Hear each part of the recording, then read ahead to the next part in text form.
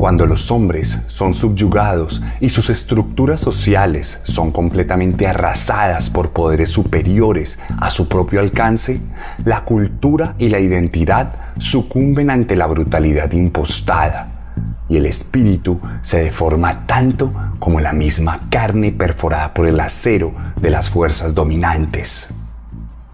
Cuando una nación poderosa tiene la capacidad de colonizar a un pueblo,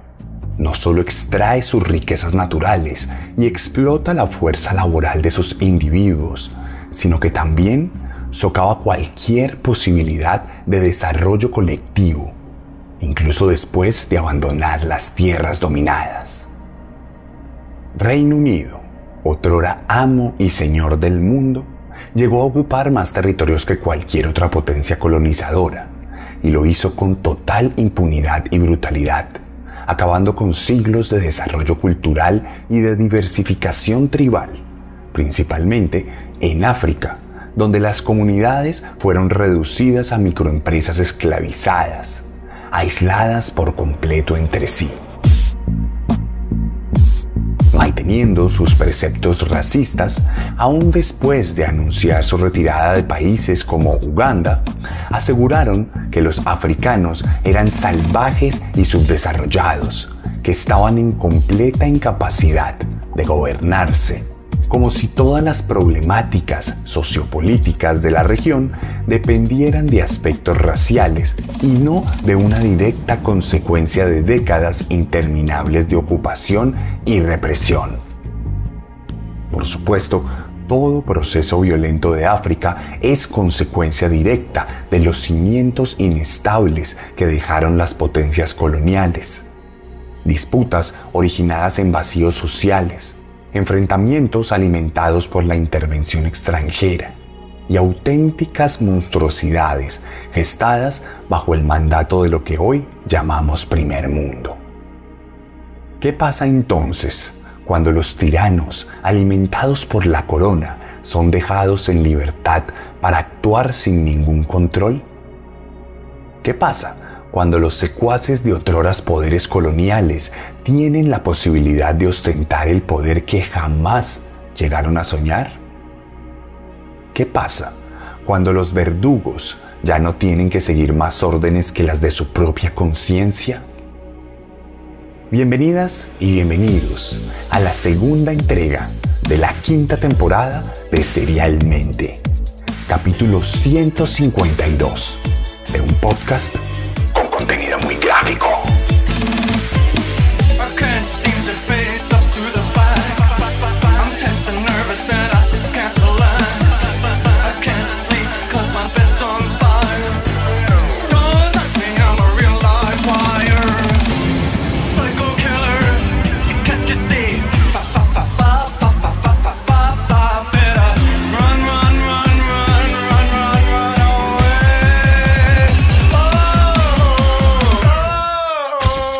Y en el episodio de hoy nuevamente nos vamos a África, triste hogar de los peores tiranos políticos de la historia. Vamos a conocer la historia de un hombre que comenzó su carrera sirviendo a sus propios verdugos para luego tomar su posición y convertirse él mismo en uno de los peores criminales de su país y del mismísimo mundo. Un hombre que trivializó como nunca la vida de sus compatriotas y que estuvo dispuesto a alimentarse de la muerte como si no tuviera ningún valor. Hoy les voy a contar la historia de Idi Amin, el carnicero de Uganda. Psycho killer. Y para contar esta historia, nos desplazamos al oriente del continente africano, a orillas del lago Victoria, donde se erige una nación que remonta sus orígenes mitológicos hasta la mismísima aparición del primer hombre sobre la tierra, quien se casó con la hija de Dios para formar el reino de Buganda, del cual se desprende la actual nación de Uganda, hogar de Idi Amin Dada Oumé, nacido presuntamente el 30 de mayo de 1928 en unos cuarteles de policía de Kampala. Idi, hijo de un oficial de etnia cauca y una curandera de etnia lugbara, fue el tercer hijo de una familia de tradiciones tribales mezcladas con creencias judeocristianas que además se convirtió al Islam pocos años antes del nacimiento del niño. Desde que nació, la vida de Amin estuvo condicionada por la hegemonía del Imperio Británico en el país africano, pues su padre, anteriormente conscripto de la ley, fue enlistado por la fuerza en el ejército colonial, lo que lo llevó a luchar en la Primera Guerra Mundial y más adelante convertirse en agente de policía colonial, dispuesto para que la ley de los británicos se cumpliera en las calles ugandesas. Su madre, por otro lado,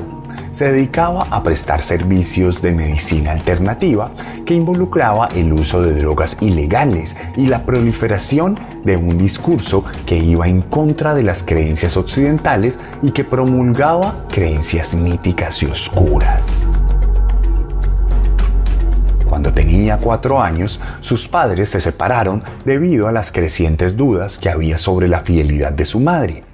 una mujer independiente que se fue al sur del país al reino de Buganda, donde continuó trabajando como sacerdotisa mientras que su padre se quedó con la custodia del niño y en 1941 lo inscribió en un colegio islámico donde aprendió inglés y cursó materias hasta cuarto primaria,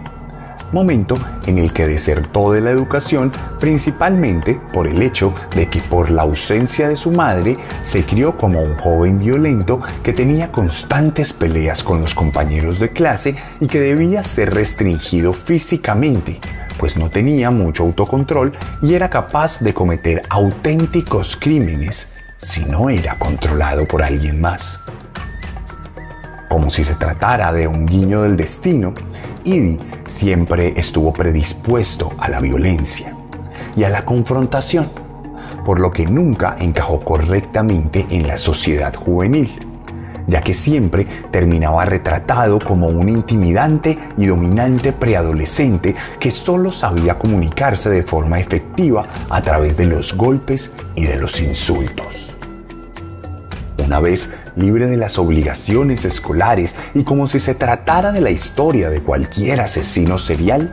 el joven Idi se dedicó a realizar trabajos itinerantes e irrelevantes en los que no duraba mucho y en los que no podía asentarse de ninguna manera. Viéndose reflejado en su hijo sin aspiraciones, el padre de Amin le sugirió la vida castrense como una posibilidad de adquirir disciplina, pero también de asegurarse un futuro sirviéndole a los amos del país, los británicos. A los 18 años, en 1946, fue finalmente reclutado por el Reino Unido y asignado al regimiento de los rifles africanos, el ejército colonial que no gozaba de ninguna independencia y que seguía las órdenes directas de Gran Bretaña, incluso si éstas implicaban la subyugación y el castigo del propio pueblo ugandés. Allí, Idi comenzó trabajando como asistente de cocina, hasta que completó su entrenamiento militar, donde demostró ser un auténtico natural para la muerte. Manejaba el rifle con una habilidad que exaltaba entre el batallón, lo que sumado a su corpulencia física le valió una reputación que iría construyendo progresivamente. 3 años después, en 1949, Idi tendría por fin la posibilidad de probar su talento para la muerte cuando los rifles africanos del rey fueron enviados al norte de Kenia, donde combatieron a los rebeldes somalíes que intentaban lograr la independencia para su nación. Allí, como una especie de vaticinio, Amin demostró que no sentiría ninguna hesitación a la hora de disparar contra su propio pueblo, lo que lo llevó progresivamente a convertirse en un hombre de confianza de los oficiales británicos hasta que en 1952 fue enviado a Kenia para sofocar la rebelión Mau Mau. Allí, la batalla fue sin cuartel, por lo que nuestro protagonista tuvo la posibilidad de reafirmar sus habilidades, esta vez de forma exultante, pues existen amplios reportes que lo sitúan como responsable de lo que algunos llamarían acciones heroicas, aunque otros dirían que se trataba de auténticas masacres de combatientes rivales que no tuvieron nada que hacer frente a la puntería y el sadismo de un hombre que se cobró la vida de decenas de enemigos. Esto le valió un ascenso a sargento, por lo que su carrera militar comenzaba a tomar fuerza y a hacerse notable, no solo entre sus jefes europeos, sino entre sus compañeros rasos, quienes comenzaban a verlo como un ejemplo a seguir. Así, la carrera del lacayo de los británicos continuaría al punto de que en 1959 sería ascendido a suboficial mayor, el rango más alto al que un ugandés podía aspirar por aquel entonces en el ejército colonial, pues todos los cargos oficiales estaban reservados para los británicos en terreno. Pero para estas alturas, nuestro protagonista ya había degustado de forma efímera las mieles del poder y se había dejado de percibir como un simple peón para formar una imagen mucho más pretenciosa de sí mismo, sintiendo así que el destino le deparaba cosas grandes e históricas. Y la verdad es que es difícil cuestionarlo, pues 2 años después, el 15 de julio de 1961, fue nombrado como el primer oficial comisionado en la historia militar de su país. Un nombramiento para el que demostraría estar a la altura, pues dentro de sus nuevas labores, que implicaban el manejo directo de pelotones mucho más grandes, así como la comunicación y el desarrollo estratégico, demostró ser un talento nato, que además imbuía de una altísima moral a sus tropas, que para entonces ya lo veían como su líder principal. Una popularidad que durante los años 60 se comenzó a extender también a la sociedad civil ugandesa. A sus 33 años, Idi Amin ya había logrado establecer su máscara perfecta para esconder al monstruo que le habitaba.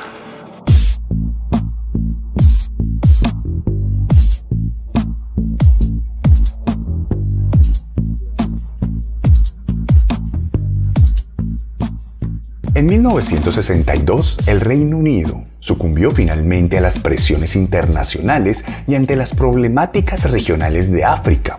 por lo que se retiró de buena parte de sus terrenos coloniales y le otorgó la independencia a muchos de los países que dominaba. De inmediato, los rifles africanos del rey se convirtieron formalmente en el ejército regular de Uganda, y los militares continuaron la jerarquía que se venía manejando desde la colonia, por lo que Amin comenzó su historia en el nuevo país en una posición aventajada, en la que rápidamente fue ascendido a capitán este mismo año y a mayor en 1963. Ya para este punto era claro que Idi era una figura prominente en las Fuerzas Armadas, tremendamente popular entre las tropas, quienes lo vitoreaban a su paso, guardándole una lealtad que iba más allá de la estructura misma del ejército. Por esto, no sorprende que en 1965 fuera nombrado comandante del Ejército de Tierra y que en 1970 llegara a ser comandante en jefe de todas las Fuerzas Armadas. Por otro lado, los talentos del comandante no se limitaban exclusivamente a las armas, pues su predilección por la violencia y su pesado cuerpo de casi 2 metros de altura lo llevaron a ser campeón nacional de boxeo de Uganda por más de una década, además de ser un respetable exponente en el rugby y en la natación. De cualquier manera, el mayor talento de Amin, además de la muerte, resultó ser la corrupción misma, pues durante su carrera como oficial adelantó varios episodios de robo de recursos públicos y de tráfico de recursos naturales junto al primer ministro del país, Milton Obote, un aliado crucial durante los primeros años de su carrera, pues desde su posición de poder fungió como padrino de Idi, garantizándole los ascensos y su consolidación en las esferas de poder militar, al tiempo que se unían clandestinamente para enriquecerse a niveles inimaginables. De hecho, en 1966, el Parlamento ugandés puso sus ojos sobre las actividades ilegales de Obote y de Amin, promulgando una investigación que nunca se llevó a cabo, pues el primer ministro declaró la creación de una nueva constitución que abolía la diversificación de poderes en el país y que lo proclamaba a él como único presidente ejecutivo y a su aliado Amin como el jefe supremo de las Fuerzas Armadas. Esta movida desataría una especie de guerra civil en el país, pues desconocía los poderes mitológicos y místicos del reino bugandés al sur del país, lo que lo llevó a nuestro protagonista a liderar una incursión que enviaría al exilio al rey Mutesa y que desmantelaría toda una cultura centenaria con la que justamente abrimos este capítulo. Para entonces, Obote y Amin eran los dueños absolutos de Uganda. A pesar de sus episodios de corrupción, eran considerados unos próceres nacionales por buena parte de la sociedad que los defendía y los vitoreaba siempre que tenía oportunidad. Pero la ambición de los tiranos es siempre el combustible que los lleva a cometer los actos más deleznables que se nos puedan ocurrir.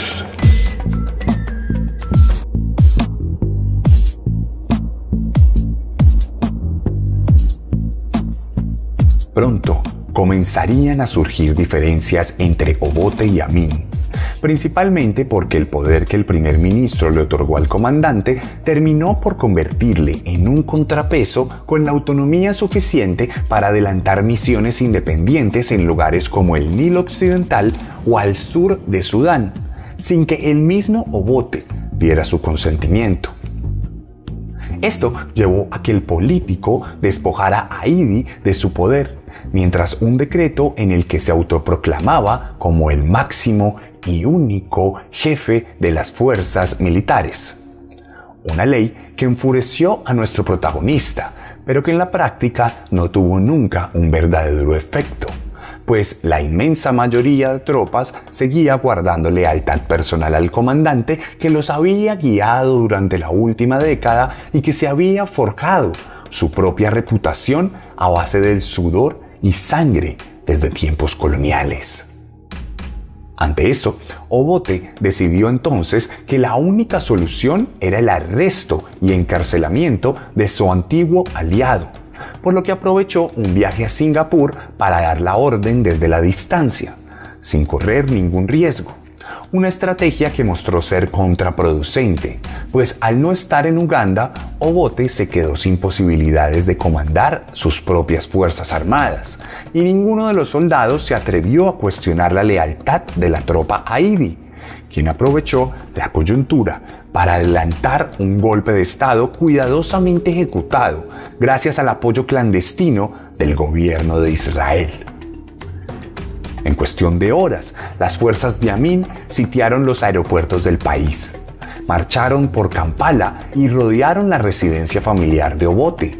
mientras que las estaciones de radio hablaban de la terrible corrupción del presidente y de la necesidad imperante de que el comandante Idi tomara las riendas del país de forma provisional hasta que todo estuviera en orden y se anunciaran nuevas elecciones. La sociedad ugandesa entonces se volcó masivamente a las calles, pero no a protestar, sino a celebrar de forma airada el ascenso al poder del que consideraban un auténtico héroe.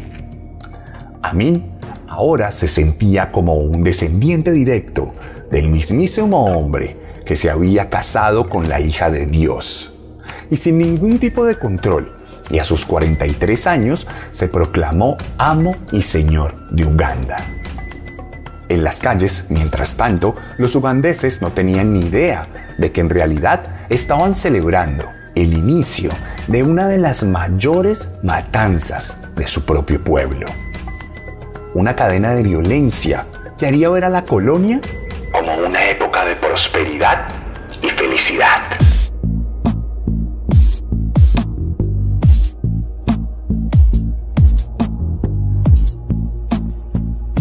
Los primeros meses del gobierno de Amin fueron ambivalentes y diversos. Para consolidar su popularidad, se dedicó a dar mitines en las diferentes regiones del país, donde convocaba a cientos de personas y les prometía la construcción de escuelas y carreteras, lo que le brindó una popularidad histórica para su país. Mientras tanto, ordenó el desmantelamiento de todos los aparatos civiles del Estado, por lo que el ejército se volvió amo y señor del país, ocupando absolutamente todos los espacios y cargos de funcionamiento administrativo, legal, jurídico y económico. Pero bajo todo el manto de discursos y de procedimientos administrativos se escondía la verdadera cara del psicópata gobernante, que de inmediato ordenó construir un gran búnker bajo el edificio del gobierno, el cual fue adaptado como una prisión excelsa, la cual fue rodeada por un pozo de agua electrificada que aseguraba que nadie pudiera escapar con vida de allí. Desde ese lugar comenzarían las operaciones para perseguir inicialmente a todos los partidarios de Obote que habían sido identificados durante el golpe de Estado. Primero a aquellos pertenecientes a las Fuerzas Armadas, pero luego a toda la sociedad civil que hubiese sido acusada por sospecha de haber apoyado al predecesor del dictador, que daba órdenes directas sobre el uso de métodos determinados de ejecución y tortura. Inicialmente, las ejecuciones se llevaron a cabo de forma espontánea, utilizando principalmente garrotes y mazos como arma homicida.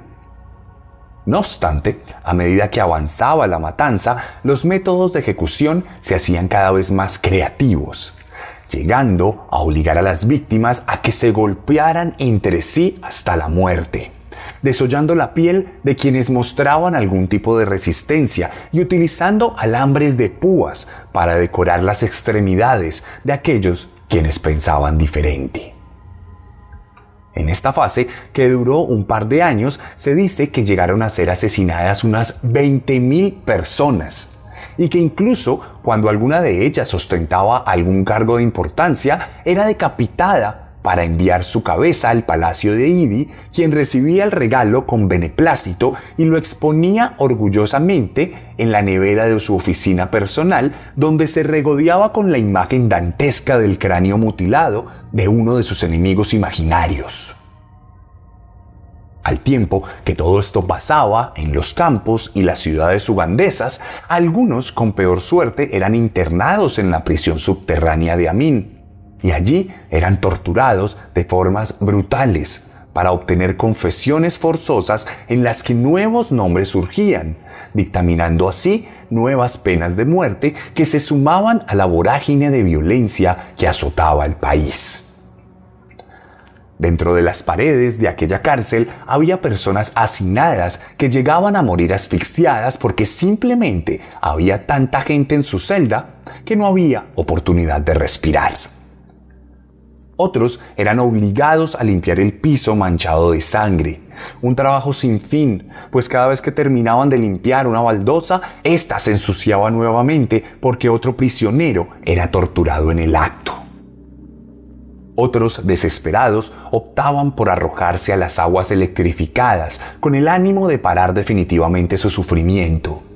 Todo mientras Amin observaba extasiado el resultado de su propia brutalidad. Afuera, en las calles, los soldados de Idi ya se habían acostumbrado plenamente a la violencia y a la impunidad. También se habían acostumbrado a los métodos punitivos demandados por su comandante, lo que los llevó a atacar no solo a partidarios de Obote, sino también a sus familias y amigos.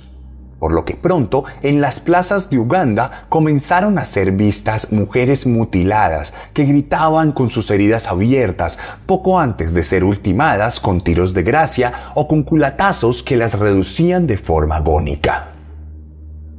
Esto causó un exilio considerable, pues más de 200.000 personas salieron del país, muchos de ellos hacia Tanzania, donde se escondía el mismo Obote, que desde entonces se dedicó a esperar.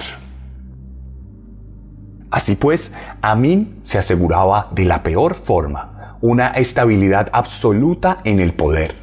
pues se había librado de cualquier posibilidad de insurrección y había asustado tanto a su pueblo que éste se limitó a vivir con zozobra y con un miedo constante a perder la vida por uno de los caprichos del comandante. Sin embargo, ningún estado puede mantenerse exclusivamente del derramamiento de sangre, y al cabo de un par de años, Amin entendió que debía canalizar el miedo de las masas para encaminarlo a su favor. Aprovechándose entonces de un uso y entendimiento excepcional de los medios de comunicación, adelantó una campaña de odio contra las comunidades europeas y asiáticas que vivían en el país desde la colonia y que poseían más del 90% de las empresas ugandesas, por lo que constituían la base económica de la nación. Apelando a un discurso chauvinista y racista, Amin aseguró que era necesaria la expulsión de todos los asiáticos e ingleses que permanecían en Uganda, ya que eran un lastre colonial y la última forma de control de los británicos. Sin embargo, en este caso no hubo una matanza indiscriminada, pues el objetivo del dictador no era saciar su sed de sangre, sino poner de su lado al grueso del pueblo que de alguna u otra manera atendió el llamamiento de su líder y encontró sentido en esta política racista y xenófoba que terminó con el exilio inmediato de más de 80.000 personas, que fueron obligadas a dejar el país apenas con lo que pudieran llevar en sus manos. Acto seguido, Amin confiscó todas las empresas y las entregó a sus aliados más cercanos para que éstos las administraran, lo cual tuvo un desenlace completamente desastroso, pues además de que la mayoría de los nuevos dueños eran corruptos, eran también ineptos y no tenían experiencia en el manejo empresarial de ningún tipo. Por lo que pocos meses después de ejecutada esta política, la economía ugandesa fue completamente destruida, sumiendo al país en una crisis que no desembocó en una gran guerra civil, nada más porque el mismo Amin se encargó de contenerla a punta de represión violenta y más asesinatos. De cualquier manera, a medida que el país se autodestruía y se acercaba cada vez más a ser un estado fallido, la prioridad de Amin era el cumplimiento de su cuota de muerte y de sufrimiento. Algunos autores e incluso exmiembros de su gabinete aseguran que Idi tenía unas fuertes creencias religiosas relacionadas con su ascendencia tribal, por lo que creía firmemente que al consumir partes del cuerpo de sus víctimas obtenía su poder y acumulaba cada vez más fuerza física y espiritual. Por eso, es probablemente cierto que a Idi le gustaba visitar la morgue de su prisión personal, regodeándose en los charcos de sangre coagulada que se acumulaban en las bandejas interminables de su propio régimen. Por supuesto, los detractores políticos no serían eternos. Pronto ya todos habían muerto o habían sido exiliados, pero el dictador necesitaba seguir cobrándose la vida de quienes le rodeaban. Así que el régimen del terror se extendió de una forma estrepitosa entre la sociedad. Pronto ya no era necesario ser un detractor para caer bajo la mano de Amin. Comenzaron a cundir rumores sobre hombres que eran asesinados simplemente porque sus esposas eran muy atractivas y era necesario eliminar a la competencia. También fueron perseguidas las personas que más tuvieran estudios académicos porque eran vistas como potenciales enemigos del régimen. Y en general, cualquier motivo fue suficiente para adelantar un asesinato sin que hubiera una pizca de justicia. De hecho, el mismo Amin comenzó a ejecutar a funcionarios de su propio gobierno, quienes perdían la vida ante la más mínima desaveniencia que tuvieran con el jefe máximo. En algún caso, por ejemplo, un ministro fue asesinado, mutilado y quemado porque no contestó una llamada del dictador, pues se encontraba celebrando el cumpleaños de su hija. Otros funcionarios fueron ejecutados luego de que cuestionaran alguna propuesta administrativa de Amin, y otros llegaron a afirmar posteriormente que tendían a esconderse de Idi cuando sabían que éste estaba de mal humor, pues disfrutaba de matar gente solo para mitigar sus frustraciones. Otro episodio de brutalidad más personal ocurrió cuando se divorció de una de sus 6 esposas, para luego enterarse de que ella tenía una nueva pareja, lo que él vio como un insulto. Acto seguido, ordenó que la llevaran al palacio para ser ejecutada, y luego aparecer completamente descuartizada en una bandeja de la morgue de la cárcel junto al bebé no nato que guardaba en su vientre al momento de ser asesinada.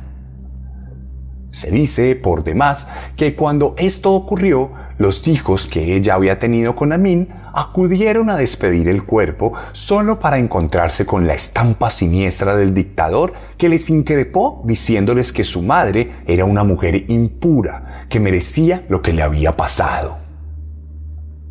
La década de los 70 fue la más sangrienta en la historia del Congo. Se estima que durante los 8 años que duró la dictadura de Amin, fueron asesinados alrededor de 500.000 ugandeses, todos ellos bajo la mano del ejército comandado por el hombre que llegó a autodenominarse con un título ridículo: Su Excelencia, el presidente de Uganda, presidente de por vida, mariscal de campo Al-Hadji, Dr. Idi Amin, distinguida Orden del Servicio, Cruz Militar, señor de todas las bestias de la tierra y los peces del mar, y conquistador del Imperio Británico en África en general y en Uganda en particular. Mientras sus súbditos y subalternos gastaban minutos en referirse a él con el título mencionado, los cuerpos de sus víctimas eran arrojados al Nilo, convirtiéndolo en un río de sangre, que incluso se dice que llegó a taponar las represas con la cantidad innumerable de cadáveres que ocasionaron apagones y fallas de energía, pues era difícil que un mecanismo que funcionaba con agua funcionara con cuerpos mutilados. Lo peor es que durante los primeros años de su brutal dictadura, Amin tuvo el apoyo irrestricto del Reino Unido, de Alemania Occidental y de Israel, pues su predecesor, Obote, era un presidente de izquierdas, por lo que las potencias occidentales veían en Amin un aliado importante. Sin embargo, a medida de que las brutalidades se hacían más públicas, las potencias se negaron a seguirle brindando armamento al dictador, por lo que este dio un giro ideológico y se volvió enemigo de sus anteriores aliados, llegando incluso a enfrentarse directamente a un comando israelí en el marco de una operación de rescate de un avión secuestrado por milicianos palestinos del Frente de Liberación Popular en 1976. Entre sus malas relaciones internacionales, su desastre económico y la brutalidad contra su propio pueblo, Amin se había adentrado en un callejón sin salida. La única solución que había encontrado era brindarle más y más poder al ejército. Sus activos pasaron de 10.000 a 25.000 soldados, muchos de ellos mercenarios. Había nombrado una cantidad innumerable de generales y la estructura pronto fue demasiado robusta como para poderla mantener plenamente. Sin saberlo, el carnicero de Uganda había estado llenando un pozo de sangre, dentro del cual terminaría por ahogarse. Uganda will be independent. 1977. Y de la misma forma en que le había ocurrido a Obote, Amin encontró un aliado militar importante, Mustafa Adrisi, un hombre que se había ganado la lealtad de buena parte de las tropas y que había sido nombrado ministro de Defensa de Uganda. Sin embargo, Amin y Adrisi tuvieron diferencias, pues este último quería que el ejército fuera purgado de mercenarios sudaneses. algo con lo que no estaba de acuerdo el presidente, lo que llevó a varias disputas políticas que se caldearon por una serie de intentos fallidos de golpe de Estado que Amin sufrió sin tener la certeza de los responsables. En este contexto, Mustafa Adrisi viajó fuera del país, donde sufrió un accidente que lo dejó gravemente herido, lo que fue aprovechado por Idi para expulsarlo del Ministerio de Defensa, tal como Obote pretendió expulsarlo a él mismo años atrás. Esto no fue bien recibido por las tropas leales a Adrisi, por lo que una sección del ejército ugandés se rebeló contra Amin en noviembre de 1978, lo que desencadenó en una pequeña guerra civil, por así decirlo, que fue saldada con la huida de los rebeldes al territorio de Tanzania, el cual fue invadido por las tropas de Amin luego de que éste diera la orden de violar la soberanía del país vecino. Esto claramente fue un pretexto para iniciar una guerra internacional que unificaría a su pueblo nuevamente y que lo atornillaría en el poder. Inicialmente pareció una gran movida político-militar, pues las tropas ugandesas lograron invadir buena parte del norte de Tanzania. Pero la verdad es que para estas alturas el ejército de Amin era un espejismo de mercenarios mal pagados, sin una economía fuerte detrás que pudiera mantenerles en pie en medio de una guerra a gran escala internacional. Por eso, no fue sorpresa que tan solo días después de la invasión, el ejército tanzano adelantara una contraofensiva que vapuleó rápidamente a las tropas ugandesas, causando una gran derrota para Amin, que, desesperado, incluso llegó a retar al presidente de Tanzania a una pelea de boxeo que sirviera para determinar al ganador de la guerra. Pero por supuesto, los tanzanos hicieron caso omiso a esta loca propuesta y continuaron su campaña contra Idi. En enero de 1979, un gran ejército tanzano atacó el territorio ugandés con total éxito.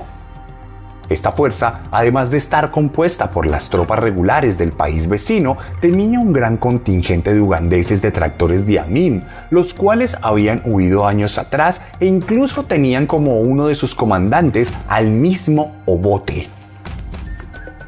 La batalla por Uganda fue cruenta, aunque rápida. En menos de 4 meses, los tanzanos habían llegado a la capital del país y la tenían completamente rodeada. El mismo ejército ugandés urgió a que su líder máximo abdicara, por lo que el 11 de abril de 1979, Idi Amin tomó un helicóptero que lo llevó al este de su país, donde vivió un breve periodo de tiempo antes de huir definitivamente a la Libia de Muammar Gaddafi, otro de los que será protagonista de esta temporada. Mientras tanto, en su país, nuevamente las masas salieron a las calles a celebrar la caída del dictador. Rompieron todas sus imágenes y abrazaron a sus libertadores, que simplemente serían la punta de lanza para futuros opresores. En 1980, Amin aprovechó su herencia musulmana para buscar refugio en Arabia Saudita, de manera exitosa. Allí vivió completamente tranquilo en una suite de 2 pisos de un lujoso hotel en Jeddah. El régimen saudí le pagó un sueldo mensual multimillonario con la condición de que se mantuviera fuera de la política. Una promesa que no fue cumplida del todo, pues el dictador exiliado continuaría arengando a las fuerzas rebeldes de Uganda que durante años siguieron su lucha guerrillera en su nombre. I have all Ugandans at heart and they keep me informed, and all Ugandans except the only few might be opposing me, but most of them, they love me, they pass their information to me, and they want me to save them from the chaos situation which is now happening in Uganda. Desde su cómoda suite, Amin dio innumerables entrevistas en las que aseguró que Uganda no sería nada sin él. sin mostrar ningún tipo de remordimiento por todos sus crímenes. De hecho, en 1989 se fue de Arabia Saudita de forma secreta y junto a uno de sus 43 hijos trató de organizar un ejército en Zaire con la intención de retomar el poder en Uganda, que para entonces estaba viviendo una nueva guerra civil. Sin embargo, fue reconocido por las fuerzas de seguridad zairés, lo que lo llevó a vivir una crisis en la que estuvo a punto de ser extraditado a Uganda para pagar sus crímenes. Aunque finalmente Arabia Saudí lo volvería a proteger con un nuevo exilio mucho más estricto en términos de movilidad y participación política. Así, Amin pasaría sus últimos años en completa tranquilidad e impunidad. Viviría cómodo, millonario y en total paz hasta que en julio de 2003 se hizo público que había caído en coma, probablemente por un efecto tardío de las múltiples veces que se había contagiado de sífilis, aunado a una insuficiencia renal que había dañado brutalmente su salud. Una de sus esposas buscó entonces al presidente ugandés y le solicitó permiso para que Amin pudiera volver a su tierra a vivir sus últimos días. Algo que por supuesto fue denegado. Entonces, el 16 de agosto de 2003, su numerosa familia decidió desconectarlo, dando así fin a la vida de uno de los monstruos más terribles en la historia de África. Como no podía ser de otra forma, el legado de Idi Amin fue el derramamiento de aún más sangre de la que él mismo ya había derramado. El militarismo promulgado por su gobierno dejó un saldo de innumerables fuerzas armadas que se enfrascaron en diversas guerras que han sumido al país africano en la miseria hasta el día de hoy. En la cultura popular, mientras tanto, el dictador fue objeto de burlas mundiales por sus excentricidades, siendo el protagonista de caricaturas, canciones y documentales que lo retrataban como a un auténtico loco. No obstante, una de las representaciones más famosas del carnicero llegó en 2006, cuando Forest Whitaker lo personificó en la película El último rey de Escocia. Título elegido, pues era uno de los apodos que el dictador se puso a sí mismo para injuriar al Reino Unido. Por lo pronto, la figura de Amin ha quedado para la historia como la de lo que realmente fue: una bestia implacable que demostró ser más malévolo que el peor de los asesinos seriales.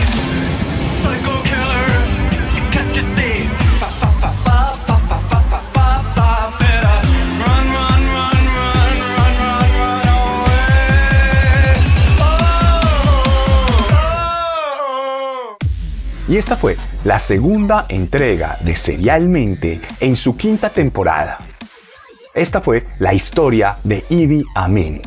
Y si a ustedes les gustó, les pido por favor que dejen su like, que dejen un comentario, que me cuenten qué les pareció y que por favor compartan este capítulo en todo lado para que cada vez sea más la gente que pertenezca a la comunidad serial. Les recuerdo que si les gusta mi forma de narrar, les va a encantar mi forma de escribir. Y que tengo para ustedes 4 libros disponibles que he publicado y que tratan de temas de crímenes y asesinos seriales. Recuerden que si están en México pueden ordenar estos libros a través de chunchos.mx. Y recuerden que esa es la mejor forma que tienen de apoyarnos, de apoyar lo que hacemos, de brindarnos ese premio por este trabajo que es Serialmente. No siendo más, nos vemos la próxima semana con un nuevo monstruo, porque recuerden que siempre podemos ser peores. Psycho killer, qu'est-ce que c'est? Fa fa fa fa fa fa fa fa fa